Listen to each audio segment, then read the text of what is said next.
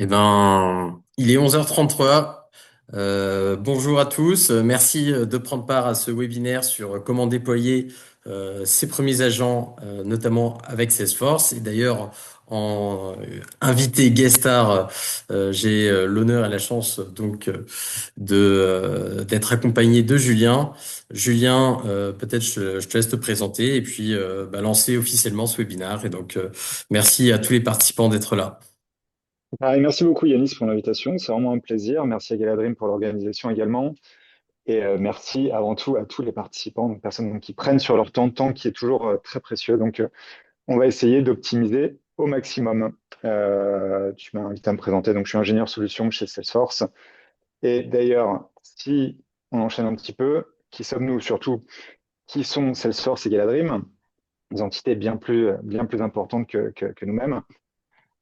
Donc, je vais commencer par Salesforce. Salesforce, qui on est, je pense que ce qui est important pour savoir qui on est, c'est déjà de définir ce en quoi on croit. Et nous, notre conviction, en fait, chez Salesforce, c'est que chaque entreprise, quelle qu'elle soit, elle vit grâce à ses clients. En gros, si elle ne connaît pas ses clients personnellement, si elle ne sait pas répondre à leurs attentes, si elle ne sait pas communiquer avec eux, elle est vouée à l'échec. Ça, c'est vraiment une conviction. Du coup, il y a un petit peu plus de 25 ans, on a développé une plateforme d'unification et de compréhension de la donnée client et de tout ce qui tourne autour, hein, bien évidemment. Plateforme sécurisée, j'y reviendrai, parce que c'est extrêmement important.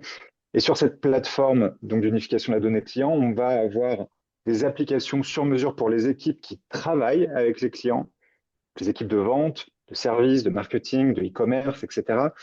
Donc des applications avec des écrans sur mesure, des process sur mesure.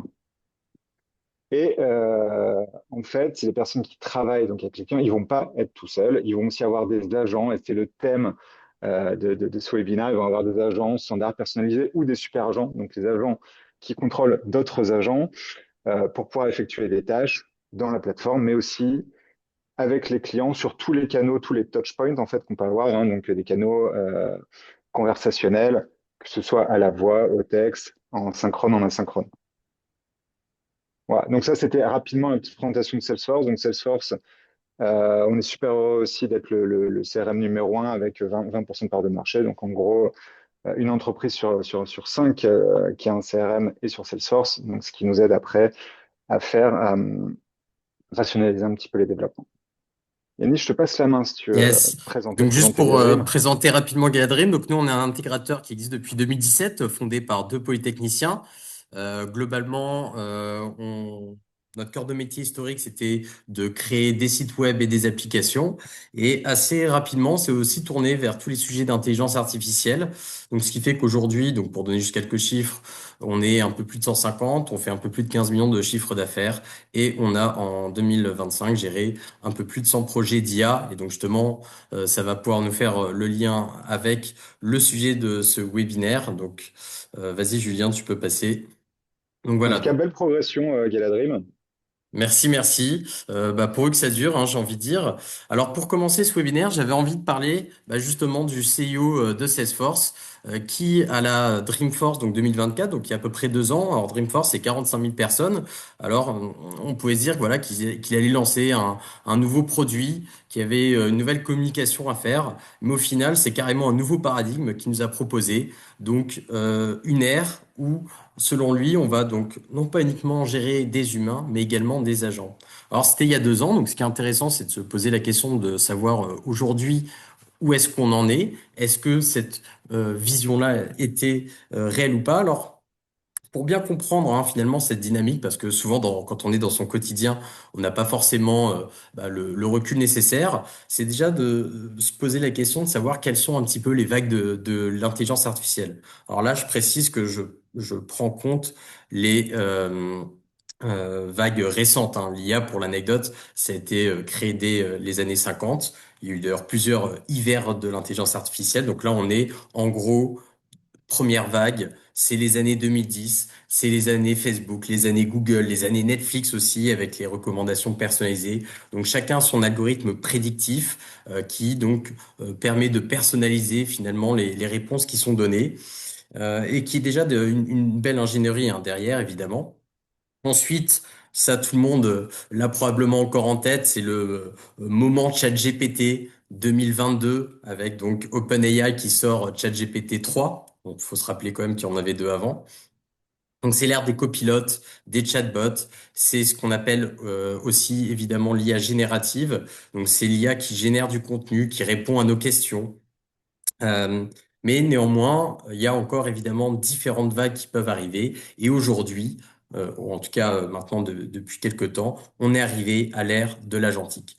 Donc la grosse différence entre un chatbot et un agent, ça va être véritablement la capacité d'opérer et d'orchestrer dans un environnement potentiellement complexe et donc d'apporter et de réaliser des actions concrètes. Donc ça évidemment, ça va être le sujet qu'on va adresser en long et en large aujourd'hui. Juste pour information, parce que donc on l'a dit, il y a 5 vagues. Il y a également la vague de la robotique. Hein, si vous suivez l'actualité, que ce soit côté chinois, côté Elon Musk et d'autres, on voit c'est vraiment la prochaine révolution qui se prépare avec vraiment donc des robots qui vont faire ce qu'aujourd'hui seuls des humains peuvent réaliser. Et la cinquième qui est encore un peu de la science-fiction, mais on n'est peut-être pas si loin d'y arriver. Donc c'est intelligence générale avec des IA qui seraient plus intelligentes que l'humain dans tous les domaines. Mais là, ça dépasse le cadre de ce webinaire. Alors Pour la là, prochaine fois.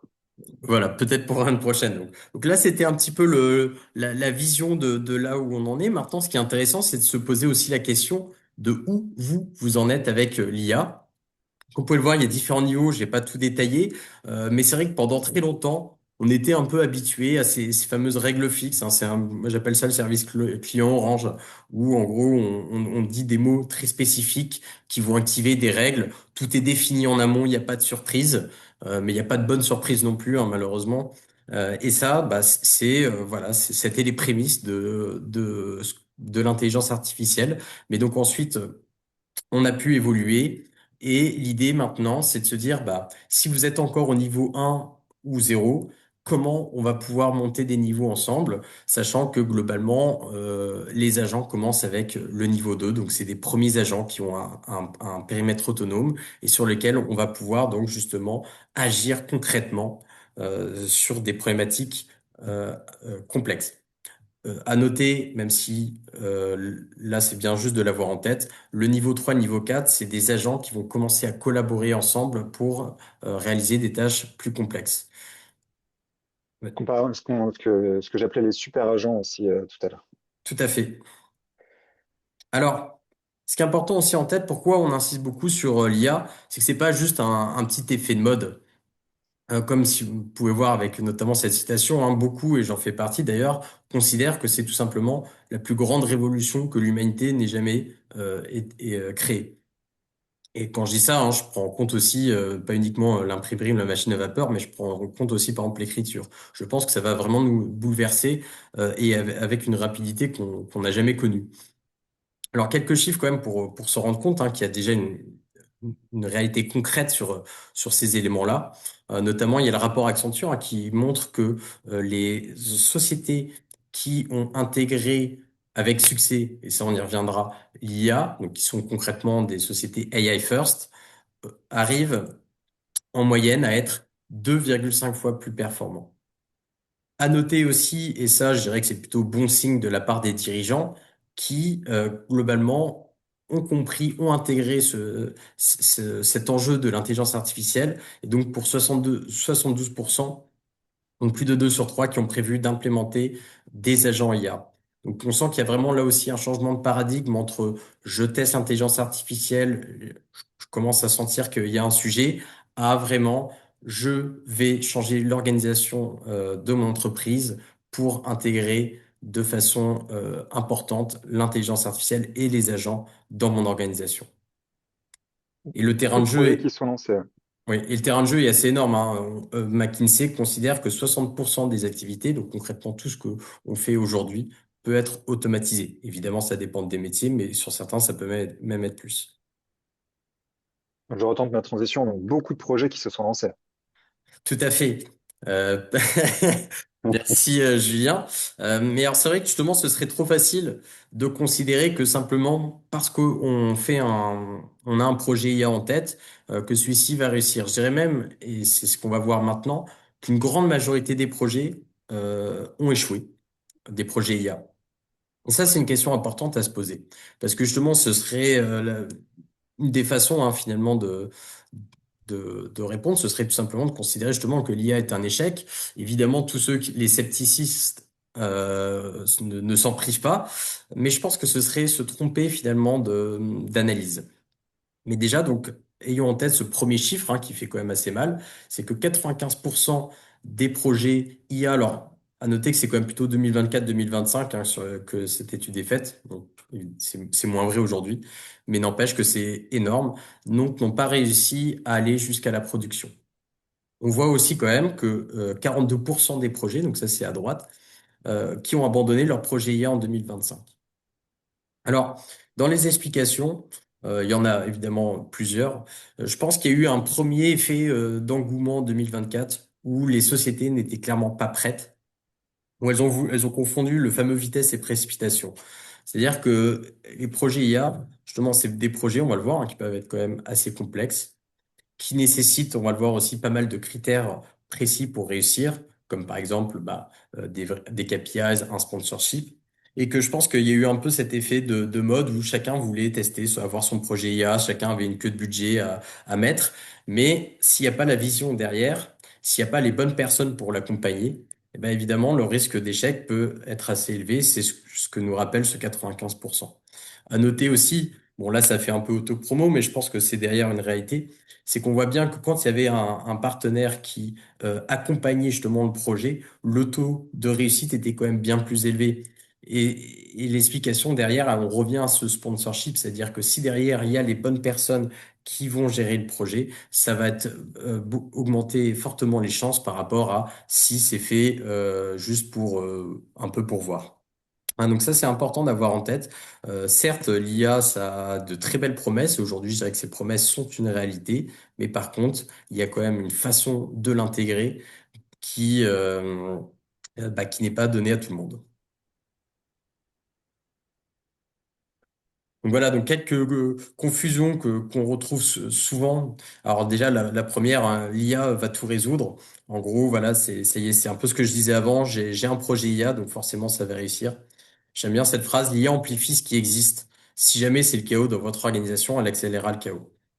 Inversement, si c'est bien structuré, alors là, clairement, a priori, l'efficacité va être au rendez-vous. Un autre piège, alors celui-là, c'est plutôt le piège de ne pas y aller. C'est que je vois certaines organisations qui, inversement, veulent que tout soit parfait pour se lancer. Alors évidemment, c'est une bonne pratique d'avoir donc des données bien structurées, mais à noter que déjà avec les progrès de l'intelligence artificielle, quand bien même on aurait tout un lot de données non structurées, on peut tout à fait arriver à avoir des agents efficaces.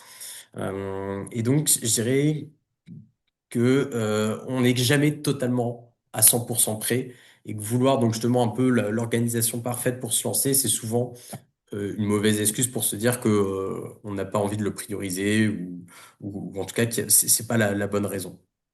Par contre, évidemment, derrière, le plus important, et ça, c'est si vous avez une première leçon à retenir, c'est celle-ci, c'est que c'est le contexte métier qui va être indispensable.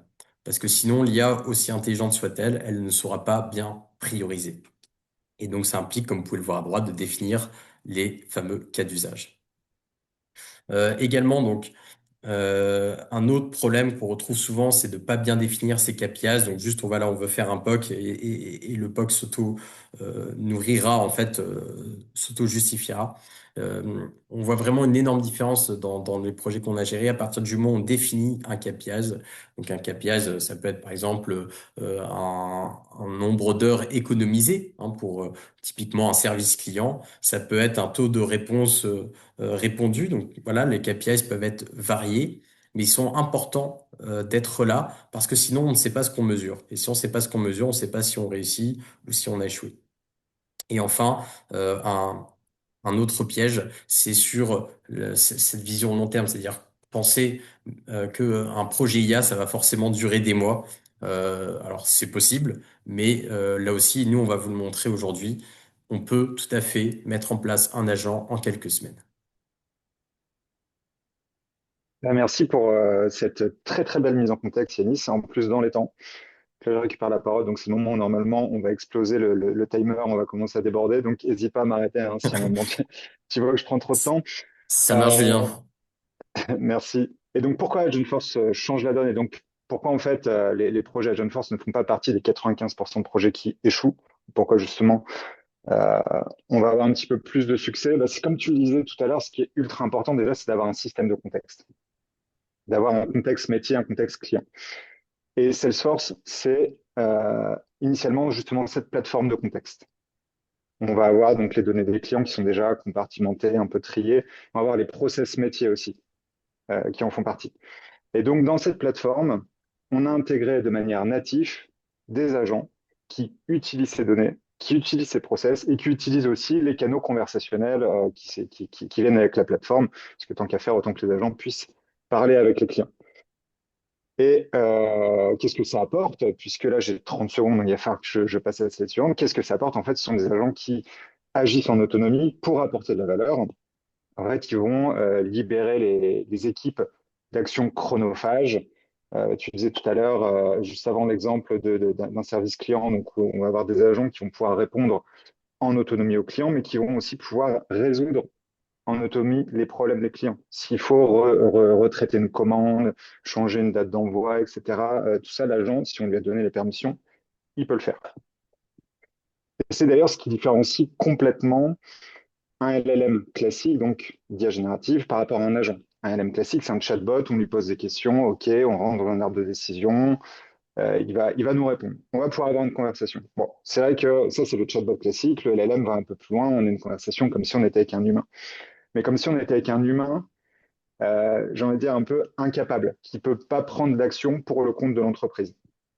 Un humain qui n'a pas accès à la fiche client, qui n'a pas accès au process, qui ne va pas pouvoir donc résoudre concrètement des problèmes. Donc, Agent Force, comment ça marche? Comme c'est un agent, donc il va pouvoir prendre des décisions, il va pouvoir prendre des actions, modifier les commandes, faire des rendez-vous. Et en plus de ça, comme il a accès à la donnée client, il aura beaucoup moins d'hallucination qu'un LM classique. Ce qu'on n'a pas évoqué tout à l'heure, mais c'est vrai qu'il y a encore, c'est les sceptiques qui vont mettre en avant. Il y a encore quand même pas mal d'hallucinations avec la LLM, puisque leur but, c'est uniquement de nous faire plaisir et de nous donner la réponse qu'on attend, mais ce qui n'est pas toujours la vraie réponse. Là, le fait donc d'avoir la donnée cohérente et en plus un système de script, on y viendra plus tard, beaucoup moins d'hallucinations et donc forcément des projets plus réussis. Plus de ça, la différence avec des LLM, bon, je vais pas les nommer, mais de plus en plus, ils ont aussi des systèmes d'agents. La différence avec Agentforce, c'est que ce sont des agents qui sont déjà prêts à l'emploi par rapport à la donnée contextualisée client. On n'a pas besoin de redévelopper des nouveaux agents, ce qui peut prendre du temps, mais aussi ce qui peut poser des gros problèmes de sécurité. Bien Puisque sûr. redévelopper des agents, c'est refaire des connexions avec les systèmes, avec des API, etc. Et ça, j'y reviendrai juste après parce que c'est super important. Juste avant, je voudrais juste refaire un point sur justement comment fonctionnent les agents de Salesforce. C'est extrêmement simple. C'est comme si, en fait, on avait un nouvel employé dans la boîte, comme si on embauchait quelqu'un. Donc, un nouvel employé, qu'est-ce qu'on fait? On commence par lui donner une fiche de poste. Donc, il a un rôle, quel est le travail qu'il va devoir réaliser. Donc, on lui explique. Ce qui est chouette en plus, c'est que ça se fait en langage naturel, hein, c'est pas du code.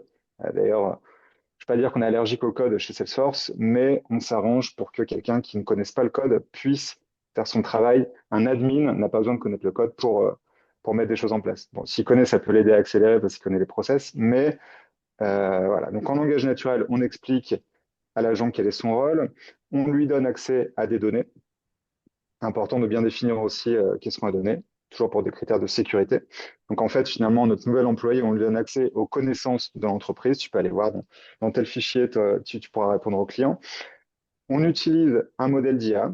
Donc Salesforce, on est éditeur de modèles d'IA, mais on a bien compris qu'on n'était pas les meilleurs sur le marché. Et comme on veut apporter, in fine, la meilleure solution aux utilisateurs, eh bien en fait, finalement, on va permettre d'activer le ou les modèles d'IA qui sont intéressants pour tel ou tel usage, donc Ouais, c'est ça, OpenAI, hein. Gemini, Ouais, Claude, etc. ouais, tout à fait. Et un Non, agent peut utiliser plusieurs modèles. Donc en fait, finalement, ça, c'est le diplôme de notre nouvel employé qu'on vient d'embaucher, hein, ce diplôme en LLM. Et ensuite, ce nouvel employé, on va lui donner des compétences. Et c'est là la grosse différence, hein, sur laquelle on a appuyé plusieurs fois entre des LLM, entre l'IA générative simple et des agents, c'est que là, notre agent va pouvoir prendre des actions. Et généralement, en fait, les actions sont des process qui sont déjà préétablis dans Salesforce. Et juste, on va définir à tel agent, tiens, voilà, ceux-là, tu peux les exécuter. Tu veux modifier la commande, tu veux modifier une date de livraison, tu veux modifier des informations sur la fiche client. Vas-y, en fait, le process existe déjà. On fait attention, toujours des garde-fous, un code de conduite pour notre employé. Quand on lui dit ce qu'il peut faire, on lui dit surtout ce qu'il ne doit pas faire. Parce qu'à partir du moment où on met l'agent dans les mains d'un client, euh, on va éviter qu'il fasse des choses qui ne t'aient pas permis. Alors, déjà pour éviter une hallucination, mais aussi pour éviter peut-être un risque dans les modifications de données ou dans des modifications de process. Ok. Et à la fin, donc, cet agent, on va lui donner, enfin, ce nouvel employé, on va lui donner un terrain de jeu, donc on va lui donner accès à des canaux. Tiens, voilà, tu pourras discuter avec des clients sur WhatsApp ou tu discuteras uniquement avec les employés sur la plateforme Salesforce ou dans Slack ou dans Teams aussi, dans les outils collaboratifs. Et j'avais promis, donc je n'y manquerai pas, AgentForce, qu'est-ce que c'est? Ça s'appuie avant tout sur une couche de sécurité. En fait, la première chose que Salesforce a mis en place au début de l'IA générative, avant les agents même, c'est ce qu'on appelle la Trust Layer. C'est une couche de sécurité qui nous permet de nous assurer qu'il n'y ait pas de fuite de données par les LLM, éviter des fuites de données personnelles ou de secrets industriels, comme ça a pu se produire au tout début de l'utilisation de ChatGPT par des entreprises, ou alors par des employés d'entreprises, je n'évoquerai pas les noms. Enfin, c'est pas des personnes que je connais personnellement, mais juste pour pas discréditer les entreprises. Mais voilà, on a vu qu'il y a eu des petits soucis là-dessus. Donc là, on va avoir du masquage de données, il va y avoir une traçabilité des actions, et on s'assure qu'on est bien dans une conformité RGPD. Et ça, c'est plus important que jamais, puisque si vous vous intéressez à la sécurité, vous avez dû voir même si vous vous intéressez pas, vous avez dû voir que le nombre de cyberattaques, là, il a extrêmement évolué de manière exponentielle avec l'arrivée de l'IA générative. On a en gros une cyberattaque toutes les 39 secondes. Et la première chose que les cyberattaques font, c'est, outre bloquer les systèmes, même avant de bloquer les systèmes et demander des rançons, c'est en fait aspirer les données, c'est voler de la donnée. Et donc une entreprise qui perd la donnée de ses clients, c'est une entreprise qui se met après en difficulté, qui va s'exposer nécessairement à des sanctions. Parce on va perdre la confiance. Bon, je n'insiste pas plus là-dessus. On va revenir au côté fun quand même. Qu'est-ce que les agents apportent? Qu'est-ce qu'ils peuvent apporter à votre entreprise? On avait dit, ça, toutes tous les départements d'une entreprise qui vont avoir des rôles à jouer avec les clients, ils ont quelque chose à gagner. Forcément, quand on parle de clients, on pense d'abord aux commerciaux, avec donc des agents qui peuvent les décharger en engageant des prospects à leur place, en prenant contact avec des prospects quand on a un trop fort volume pour alimenter le pipe commercial. Mais ceux qui sont en contact avec les clients sont aussi les départements de service client, donc d'après-vente. C'est un cas d'usage extrêmement logique, mais pouvoir répondre aux clients 24 heures sur 24, 7 jours sur 7, en langage naturel, comme si on discutait avec un humain, qui peut prendre des actions au moment où on en a besoin, ça, c'est un super avantage. Le marketing, générer des campagnes, donc avec de l'emailing, des créatifs, etc., pour optimiser après le parcours de conversion client. Tout ce qui est e-commerce, euh, guider des clients sur le choix de leurs produits en langage naturel, en pouvant déterminer un peu quel est leur besoin pour leur proposer en fonction des stocks d'entreprise ce qu'on va pouvoir leur mettre en place. Bah, on va le voir après, j'aurai des exemples justement d'entreprises qui utilisent Agentforce. Ça fait partie des bons exemples aussi. Et si j'accélère un petit peu, sur tout ce qui est de fonctions support, de RH, d'IT, de finance, etc. Pareil, on a beaucoup de choses à gagner avec les agents, également en productivité interne. Donc décupler finalement la puissance de frappe des employés, puisque en fait, ils vont avoir des super assistants qui vont les aider dans leur travail. Et la vision que tu évoquais tout à l'heure, Yannis, c'est avec les agents et à terme, la robotique, les agents embarqués, etc., elle est plus que jamais d'actualité, où là, on se rend compte que vraiment, on travaille avec des agents. Donc, ils nous aident à faire notre travail et aussi, on commence à manager des agents. Ça, c'est assez rigolo. Tout le monde devient un peu manager d'agents. Je vous avais promis aussi des petits cas d'usage. Le but n'étant pas ici de faire du name dropping, hein, mais surtout d'insister sur la valeur que des entreprises dégagent d'Agentforce. Vous reconnaissez peut-être le logo de Anthropix ici, qui a mis en place donc, des agents pour augmenter leur force de vente et qui leur ont permis donc d'être 10 fois plus productifs. Alors, Reddit, donc la plateforme de forum, le plus gros forum participatif, qui a mis des agents de service client. Donc, eux, c'était quand ils ont des annonceurs qui viennent acheter de la publicité après à disposer sur les forums. La plupart des petits annonceurs étaient parfois un petit peu perdus sur comment ça marche pour créer une campagne, etc. Et en fait, il y en a des gens qui répondent directement en langage naturel à toutes leurs demandes et qui va les guider, les orienter et leur permettre en plus de booker des campagnes plus facilement. Globo, c'est le Canal+ de l'Amérique latine, grosse plateforme de télé, qui, dans le parcours marketing, ils ont mis des agents sur WhatsApp pour faire de la rétention d'abonnés. Et quand on parle de rétention, en fait, c'était plutôt même de la conversion d'abonnés en premium, en gratuit, pour les convertir en abonnés payants. En discutant avec eux, en répondant à leurs questions, quels sont les programmes qui peuvent vous intéresser. Et d'ailleurs, voici une offre sur mesure pour vous si vous souhaitez vous abonner. Du commerce, Fairmob, si vous avez des bons goûts en termes de décoration, de mobilier de terrasse, vous connaissez certainement Fairmob, donc une plateforme de e-commerce sur lequel ils ont mis des agents qui vont guider les clients sur le choix des produits.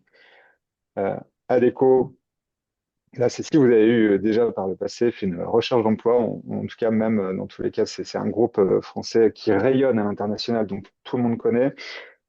Et ils avaient un souci, ils étaient un petit peu débordés par le nombre de candidatures qu'ils recevaient pour après mettre en face d'offres d'emploi.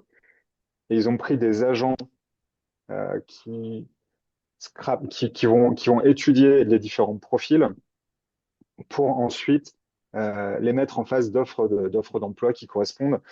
Et ça leur a permis d'exploser leur potentiel finalement de traitement de CV et du coup de diminuer après le temps de réponse aux candidats. Donc ils ont diminué de 30% de temps de réponse, ce qui est assez énorme, surtout en plus quand on voit les volumes qu'ils doivent traiter. Yomoni, c'est une plateforme d'optimisation financière, de placement financier. Et donc, les agents sont aujourd'hui suffisamment compétents, quand on leur donne accès au contexte de l'entreprise et au process de l'entreprise, sont suffisamment compétents pour comprendre après les différents types de recommandations et assister les conseillers pour leur faire gagner du temps également dessus. Et sur la finance, j'accélère un petit peu sur la finance. Donc, Engie ont mis des agents sur leur espace abonné pour répondre à des questions de facturation si voilà, on n'a pas compris les consommations. Et ça peut également prendre des actions après pour refaire des modifications pour acheter du contrat. Et Spoticar, c'est le premier revendeur de voitures sur le marché français, donc de voitures d'occasion. Donc, ils ont mis des agents pour de la recommandation de produits. Ouais, ce que j'aime bien en tout cas avec tous ces exemples, c'est vraiment, et c'est le message aussi important, c'est globalement, quasiment peu importe votre secteur d'activité ou votre métier, il y a très probablement des actions, et on verra après la méthodologie, mais que vous pouvez automatiser. Et vraiment, les cas d'usage, ils sont multiples et ils sont presque, j'ai envie de dire, limités à votre créativité. Après, comme on l'a vu aussi, il faut quand même trouver des cas d'usage avec une vraie valeur ajoutée. Évidemment, on verra les critères, mais je trouve que c'est vraiment super. Merci Jules pour tous ces partages parce qu'on voit à quel point bah, il y a une belle diversité. Merci beaucoup pour ce retour, Yanis. Et plus que donc de vous expliquer un peu des cas d'usage, je pense que ce qui est intéressant, c'est de le montrer. Et donc, si on prend le premier cas d'Anthropic, eux, ils utilisent donc vraiment des agents natifs de la plateforme Salesforce, des agences qu'on appelle standards, hein, prêts à l'emploi pour leur force de vente. Et comment ça se traduit donc visuellement? Donc, quand ils se connectent à Salesforce, une petite vidéo, donc les commerciaux ont accès à un espace de travail où ils vont pouvoir collaborer avec les agents. Ils vont pouvoir suivre un peu les tâches que les agents ont gérées pour eux. Ils vont pouvoir voir aussi des actions que les agents leur recommandent de prendre sur base de récentes conversations qu'il y a eu avec des clients, etc. Et pour être armé pour les meetings, Agent de Force propose aussi d'écrire des plans de compte à la volée, avec des infos toutes fraîches sur les tendances des clients, les priorités stratégiques, les objectifs à atteindre, avec en plus des analyses visuelles, et tout ça sans faire un document statique. On voit hein, que c'est un document qui va vivre au fil des conversations, de l'actualité, on peut le mettre à jour. Pour être encore plus productif, ce que j'adore avec Anthropic, c'est qu'ils utilisent Slack donc, directement dans le fil de leur conversation et vont pouvoir se nourrir donc, du travail des agents de la plateforme Salesforce et obtenir, par exemple, un résumé, ici, en tout cas, une remise en contexte en temps réel, un instant T, de la situation d'un client, toutes les affaires en cours, les dernières conversations, les objectifs, etc. Et après une discussion avec un client, les agents peuvent aussi, sur base, hein, comme les récaps Gemini, créer un récap complet avec les derniers échanges et prendre des actions comme envoyer ce récap directement au client, avec une pré-analyse peut-être des next steps, en tout cas des actions en contexte métier. Et en plus de ça, d'envoyer des infos, les agents vont proposer de mettre à jour la donnée dans Salesforce. Et ça, c'est quelque chose qui est aujourd'hui un petit peu rébarbatif hein, pour les utilisateurs, c'est quand ils doivent mettre à jour la donnée, et bien là, les agents vont le faire pour eux. C'est des super assistants. Ils vont dire, voilà, j'ai vu que tu avais discuté de ça et de ça avec le client, bah, je te propose de modifier les prochaines étapes, les opportunités. Donc, c'est un petit exemple un peu rapide. Euh, Deuxième exemple, Spotify, on en parlait tout à l'heure. Si vous avez votre téléphone à côté de vous, ce que je vous propose, c'est de scanner le QR code et vous allez pouvoir essayer vous-même l'agent. Donc ça, c'est un agent en production, hein, qui est d'ailleurs la belle histoire, c'est qu'ils ont mis 5 semaines pour développer l'agent et le mettre en production. Donc ça, c'est ce qui est assez chouette, c'est que ça, l'agentique redéfinit vraiment le time to market. Désolé pour tout le franglais, mais le time to market de la mise en place des projets peut dégager de la valeur ajoutée vraiment très rapidement. Alors c'est vrai qu'au début, on n'est pas toujours sur quelque chose de parfait, parfait, mais on s'améliore au fur et à mesure avec du test and learn. On essaye, on analyse et on rectifie. Donc là, pour les personnes qui sont en train d'utiliser l'agent, vous pouvez voir en fait qui va vous poser des questions sur bah, quel type de voiture vous cherchez, hein, puisque Spoticar propose des voitures d'occasion. Et dans la conversation, on va analyser un petit peu vos besoins et mettre en relation ce besoin avec l'inventaire en temps réel de Spoticar. On dit super, et qu'est-ce que ça apporte donc? Bon, bah déjà, euh, une facilité d'accès pour des clients, mais ça apporte aussi des leads, des nouveaux prospects pour les commerciaux. Alors, ne vous sentez pas trahi, mais là, en fait, en scannant le QR code, comme vous êtes arrivé sur votre compte WhatsApp, là, vous venez tous de devenir des prospects de Spoticar, puisque Agentforce étant nativement intégré à la plateforme Salesforce, le fait d'avoir renseigné vos informations vous a fait rentrer dans la base de prospects. Donc, si vous cherchez une voiture, c'est une bonne nouvelle. Sinon, pour avoir essayé plusieurs fois, à plusieurs reprises, cet agent, sans donner suite à la conversation, vous n'allez pas être spammé visiblement. Moi, en tout cas, j'ai pas été appelé. Parce qu'en fait, l'agent crée le lead dans la plateforme, dans Salesforce, mais il qualifie aussi le lead. Il va donner une priorité, il va tester un petit peu s'il y a un réel intérêt pour les produits, et s'il n'y en a pas, bah, il ne va pas y avoir d'humain qui va prendre la suite derrière pour vous contacter alors qu'en fait, vous n'êtes pas réellement intéressé. Voilà, donc ça, c'était mon petit mot d'excuse pour vous avoir fait rentrer dans la base de prospects de Spoticar. À Et noter. quand même, Je précise ouais, juste vas-y, parce que vas-y. j'ai vu aussi une question d'Eric Cherel qui justement sur alors les questions on y répondra à la fin mais là c'est vrai que justement il demandait quelle était l'utilisation d'IA pour le marketing. Bah, j'ai l'impression que tu as déjà bien répondu mais on pourra y revenir à la fin et donc j'en profite pour redire que si jamais vous avez des questions n'hésitez pas à les mettre dans le chat et on se fera un plaisir d'y répondre pour ceux qui resteront après 12h15. Merci beaucoup, Yanis. Euh, c'est ma dernière slide, donc je voulais finir sur des éléments de valeur quand même. Qu'est-ce qu'on peut gagner avec Agentforce? Qu'est-ce que vous pouvez gagner avec Agentforce? Et nous, étant utilisateurs de nos solutions au quotidien, et généralement à partir du moment où on commence à les développer, on fait les proof of concept chez nous, on a pu un petit peu tout tester, nos agents de vente, de services, de marketing, etc. Et là, depuis la mise en place d'Agentforce, on a vu, en tout cas dans la dernière année plutôt, on a vu qu'on avait fait 100 millions d'euros, 100 millions de dollars, puisque c'est une entreprise américaine, Salesforce, hein, 100 millions de dollars d'économie au niveau du support, euh, puisque lorsque aujourd'hui vous avez une question sur le fonctionnement de Salesforce, que vous soyez client ou pas, vous avez accès donc au portail Help Salesforce et dessus un agent vous attend pour répondre à toutes vos questions en langage naturel et éventuellement créer des tickets après pour que vous puissiez être recontacté par des spécialistes. Donc ce case deflection en fait a permis de finalement faire économiser beaucoup de temps par les personnes qui étaient juste au téléphone à prendre les demandes précédemment.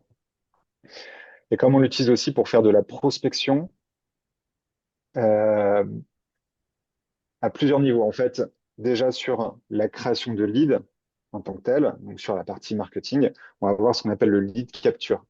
Donc avec chaque conversation, comme avec Spoticar, là, on va pouvoir créer un lead.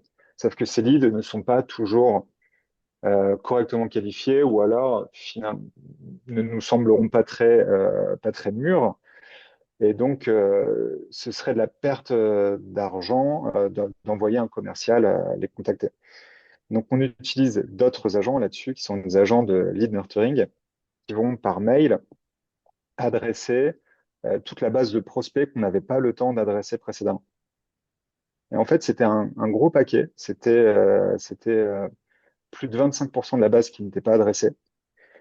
Et là, aujourd'hui, il n'y a plus aucun lead qui n'est pas traité chez Salesforce. Et en plus, et du coup, le fait d'aller les rencontrer avec des agents qui vont discuter avec eux, ça nous a permis d'augmenter le volume de pipe de 60 millions de dollars, mais aussi d'augmenter le win rate de 10%. Voilà, donc beaucoup de choses à gagner. J'espère que ça vous a donné envie et surtout de vous questionner sur comment se lancer en fait dans la jeune force. Tout à l'heure, tout à l'heure, Yannis, je crois que tu disais qu'il fallait surtout un bon partenaire. Tout à fait. Et ben, Merci pour je te passe la cette balle. transition. Donc, comment commencer? Vas-y, on peut aller sur la suivante.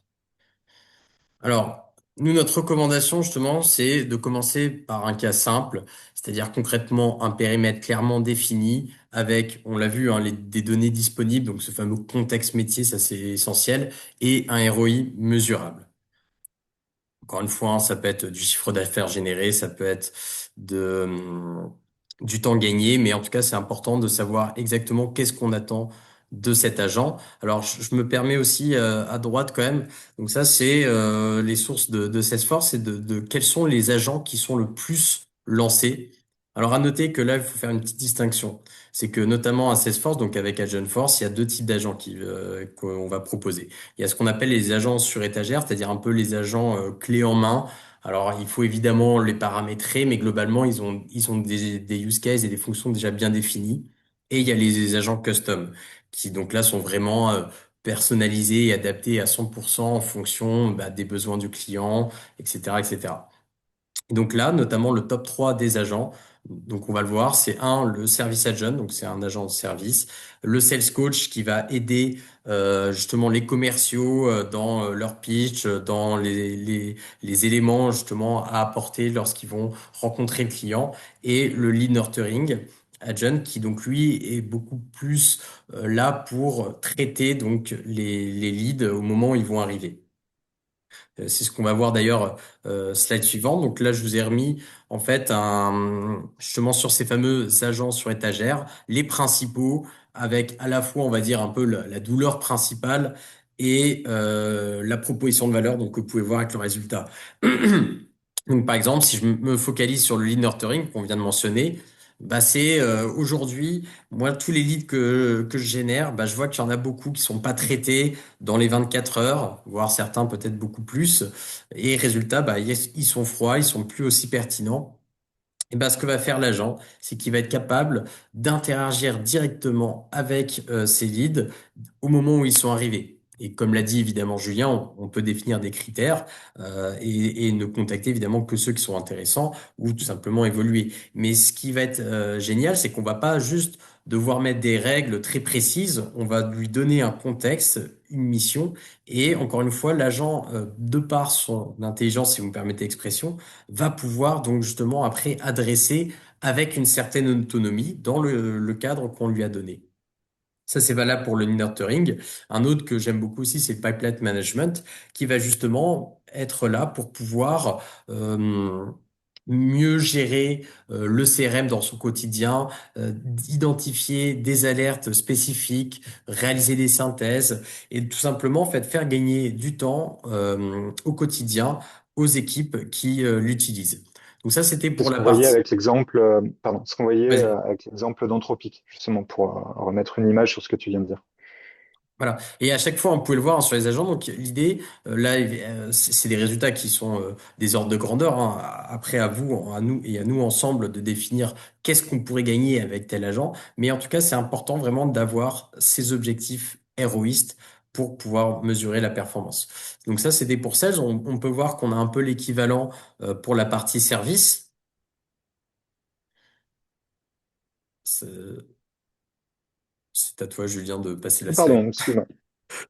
Merci, merci. Donc, un peu la même chose pour la partie service. Alors, il y en a un peu moins, mais globalement, donc, vous allez retrouver là aussi cette possibilité, notamment avec le service agent, d'automatiser tout ou partie du service client et l'équivalent, mais version interne avec l'employee, où là, c'est justement toutes les questions qu'on peut se poser en interne. Ça peut être aussi des formations spécifiques, etc., etc.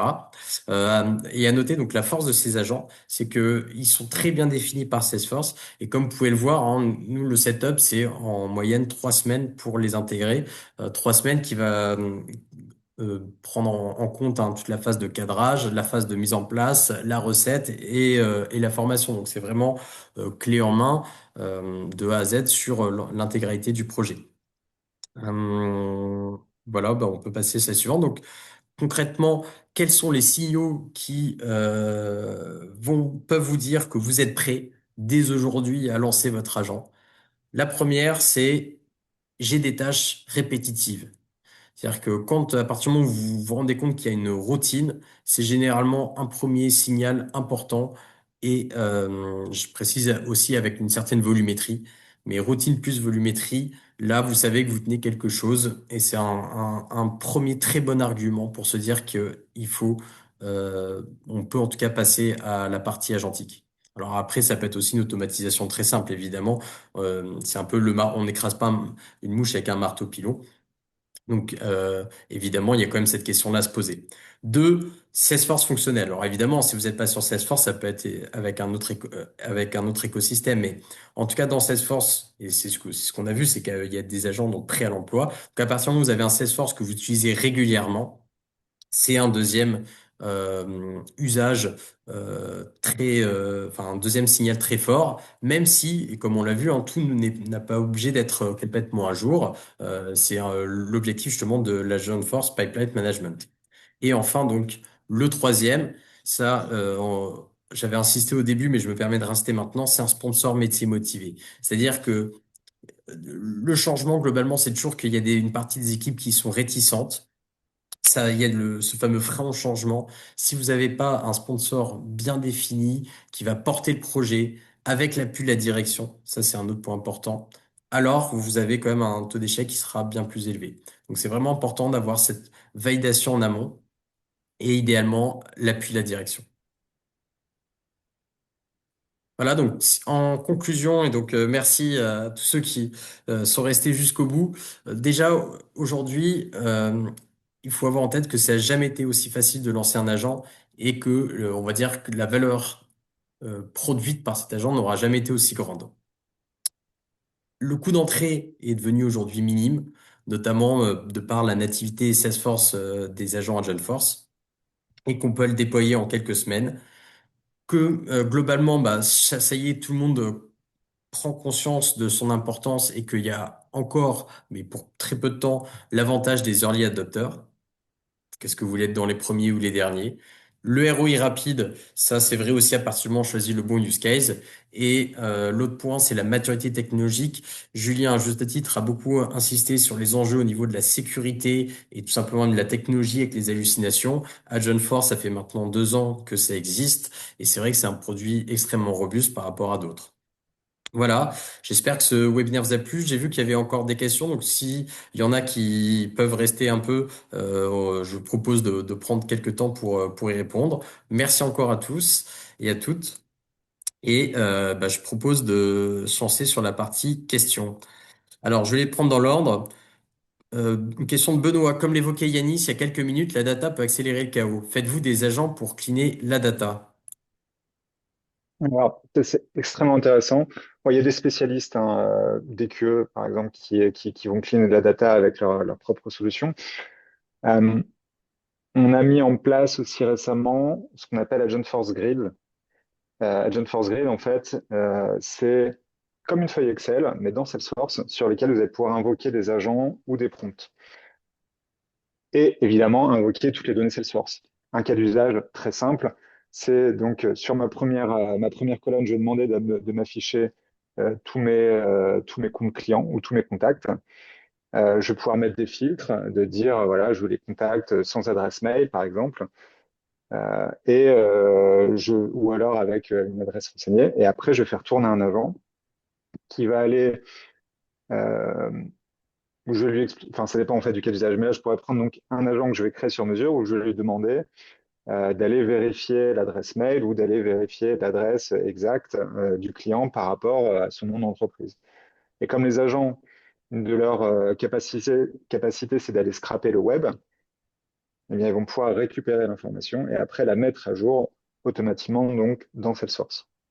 C'est peut-être un petit peu flou sans voir d'écran, désolé, mais en fait la réponse est oui. On peut utiliser des agents pour faire du cleaning de données. Donc ça, on va le faire sur Agentforce Grid. Si vous voulez en savoir plus, n'hésitez pas à regarder Agentforce Grid sur Internet. Alors, Et une autre question. ouais, donc merci Julien. Avez-vous des exemples d'utilisation d'IA pour le marketing et la récupération de prospects et leur transfert en clients? Donc ça, je pense qu'on y a déjà pas mal répondu. Surtout que j'ai vu que Eric, vous aviez une autre question. Donc on va y arriver. Audrey, vous montrez plusieurs cas clients. Chaque cas est bien différent, ce qui implique un projet avec chaque client. Comment gérez-vous ces projets? Comment segmentez-vous les données de chaque client? Tu veux répondre ou je peux te faire si tu veux une première passe, c'est qu'on a des agents donc natifs, c'est-à-dire que c'est quasiment du plug and play pour les activer. On recommande de passer avec un partenaire quand même pour être bien sûr hein, de ce que vous faites. Euh, mais ça va assez vite à partir du moment où, de toute façon, vous utilisez, où plusieurs clients peuvent utiliser Salesforce. Ces agents natifs vont fonctionner dans les différents cas d'usage de Salesforce. Maintenant, s'il y a besoin de recliner un petit peu de données, de refaire des ajustements, là, je pense que là-dessus, c'est plus une question pour toi, Yanis, même si elle est assez large. Ouais, non, non, mais je pense que tu as bien répondu. En gros, concrètement, le principe, c'est qu'on va vraiment on a insisté sur le contexte client qui va être vraiment clé. Donc, c'est bien de nourrir en amont et d'être vraiment spécifique. C'est-à-dire que, voilà, on a présenté des use cases, mais il va falloir toujours intégrer ces données contextualisées, ces règles bien spécifiques, si on veut que le projet fonctionne.